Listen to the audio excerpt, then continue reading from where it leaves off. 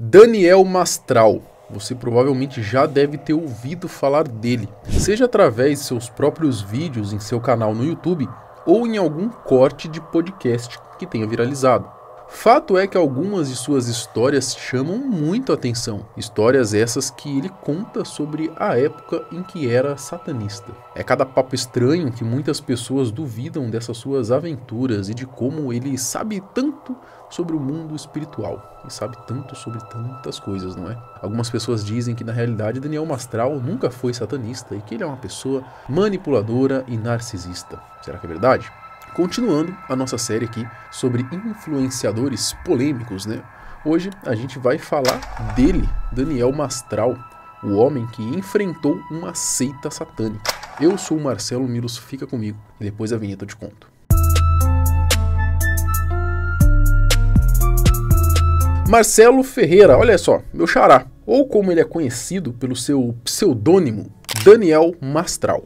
Ele é um escritor, palestrante, líder espiritual e influencer digital. Ele é paulistano, nasceu no dia 9 de março de 1967, se tornou muito conhecido devido às suas palestras sobre espiritualidade, temas ocultistas, teologia, ciência e história. Daniel também é autor de uma vasta obra que inclui vários títulos de ensino, reflexão e vários romances. Alguns destes best-sellers nacionais. Ele também possui um canal no YouTube com mais de 700 mil inscritos. Atualmente, Mastral é casado com a sua terapeuta holística, a Dai Ueshi. Daniel era viúvo desde o dia 30 de junho de 2021, quando a sua esposa Isabela Mastral infelizmente veio a falecer vítima de um ataque cardíaco. O ex-satanista também tinha um filho, mas aos 15 anos de idade ele infelizmente acabou tirando a sua própria vida em uma plataforma de trem em dezembro de 2018. Mastral teve uma infância bem complicada. Seu pai era um tipo de fiador de um amigo de bar. Acontece que esse seu amigo de bar acabou dando um calote e não pagou o pai de Daniel. Devido a isso, eles precisaram penhorar a casa que na época era financiada. Sendo assim, eles acabaram se mudando, de onde moravam, acabaram meio que baixando o padrão de vida. O escritor ele foi estudar numa escola pública chamada Escola Experimental Dr. Edmundo de Carvalho. Ele conta que nessa escola sempre apanhava no final da aula, tanto que Daniel até matava a última aula para evitar de apanhar. Esse também foi um dos motivos que o levou a aprender a lutar Kung Fu. Quando ele ficou bom nessa arte marcial, ele saía por aí arrumando brigas para poder testar as suas novas habilidades. Ou seja, tudo que as artes marciais não pregam, não é? Que rolê errado, velho, na moral. Inclusive, Daniel também conta que uma vez ele estava levando a sua sogra para comer uma pizza, mas que um vagabundo tentou assaltá-los e o ex-satanista fingiu se render e depois reagiu ao assalto, conseguindo tirar a arma do meliante. Não só isso, ele também disse que queria levar a arma do bandido como uma espécie de troféu, mas que depois disso tudo, ele fez um voto com Deus para que ele deixasse de ser tão agressivo. O início no satanismo.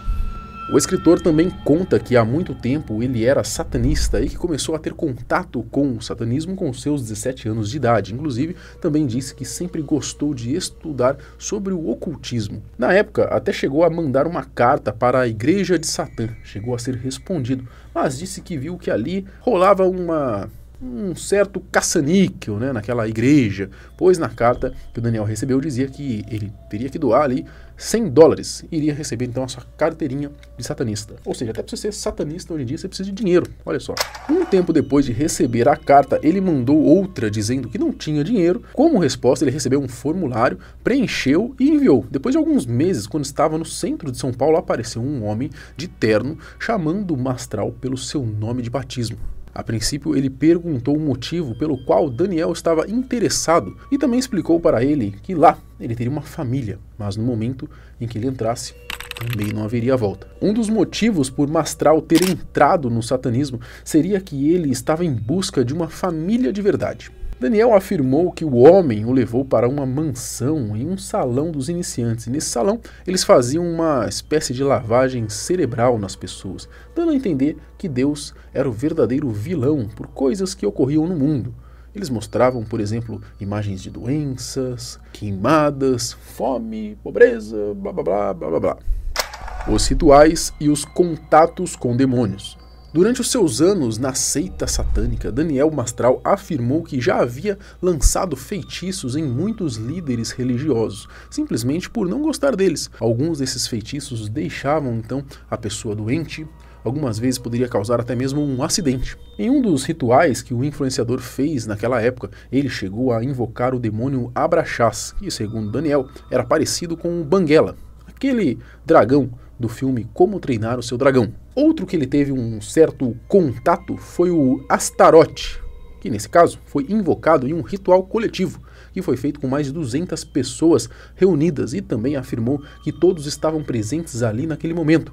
Ouviram algumas palavras daquele demônio, de que eles eram bem-vindos, que eles seriam protegidos pela criatura das trevas, e que eles também eram filhos das sombras.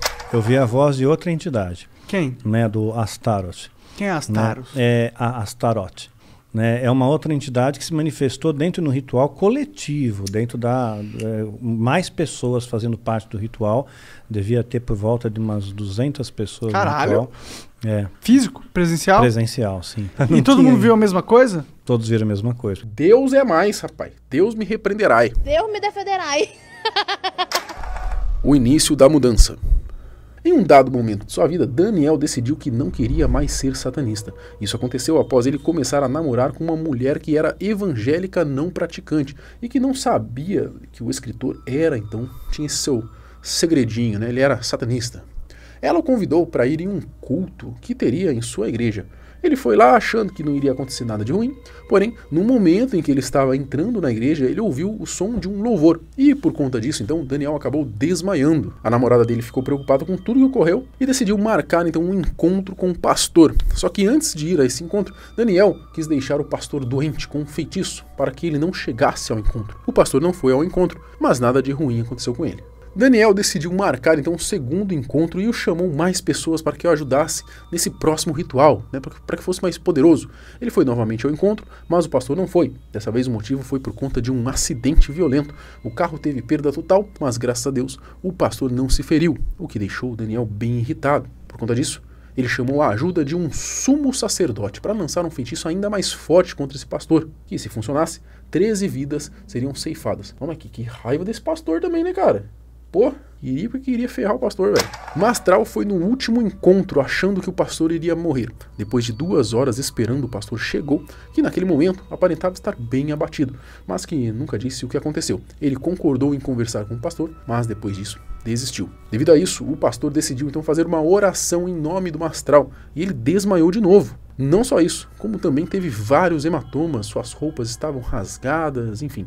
A partir daquele momento, tudo mudou em sua vida. Mas é claro que os satanistas, né, a galera da seita lá, não iria deixar ele simplesmente sair assim, né, fosse embora, de boa. Afinal de contas, ele foi avisado que era uma coisa séria, e quando ele entrasse não poderia mais sair daquele mundo. E assim, acabaram fazendo um inferno na vida de Daniel Mastral.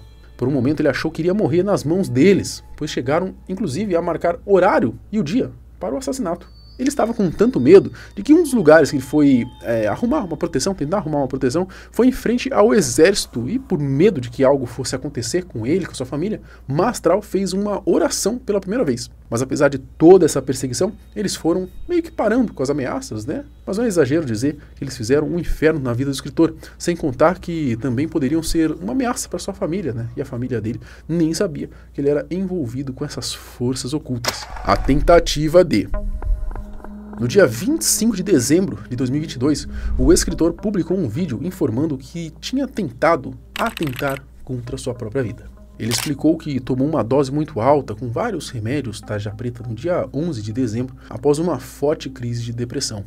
Daniel Mastral também disse que ficou em coma profundo por 4 dias e que também pegou uma bactéria bem forte no pulmão. Ele afirmou que no dia escreveu uma carta de despedida e que também pediu perdão a Deus pelo que ele estava fazendo. Mas será mesmo que toda essa história de satanismo é verdade? Bom, por conta dessas histórias que ele contou de sacrifício, sequestro, entre outros milhares de relatos, caguetando o que supostamente aconteceria dentro do mundo aí do satanismo, muitas pessoas começaram a questionar se tudo aquilo que ele dizia era realmente verdade. Afinal de contas, as coisas que Daniel falava eram bem pesadas. Muitas pessoas até pediram para que o Ricardo Ventura, que é um perito aí, também conhecido aqui no YouTube, né, em linguagem silenciosa, para que ele fizesse uma análise das falas do Daniel, né? Mas Ventura diz que nunca o analisou por respeito, principalmente pelo fato de que ele havia perdido a sua esposa e filho, e que para ele o escritor era uma pessoa que aparentava ter certeza do que estava falando. Ei, meninos, meu sonho é o Ventura analisando as barbaridades que o Mastral diz. Já me pediram muito já, cara. Nunca fez? Nunca fiz. Mas já fez assim de... Tipo, só pra você? É. Já. E o que você pensa sobre o Mastral? Só pra mim.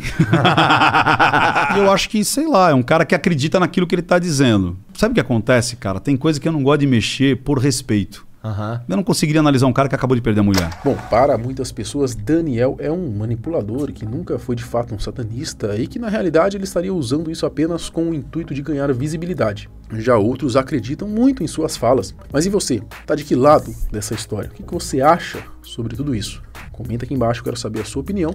E se vocês gostaram do vídeo, a gente traz um outro aqui contando outras coisas que o Daniel contou, tá? Porque tem muita coisa bem cabulosa. Inclusive, algumas coisas a gente até chegou a fazer vídeo aqui, como por exemplo o adrenocrome, né? Ele fala sobre o adrenocrome, explica lá também. A gente chegou a fazer um vídeo aqui contando sobre o adrenocrome, enfim. Tem bastante coisa aí que dá pra gente comentar também sobre essas histórias aí do Daniel, né? Então, se vocês gostaram, comenta aqui embaixo, deixa o seu like para ajudar a gente no engajamento, se inscreve no canal. A gente tem vídeo todos os dias. Até o próximo. Tchau.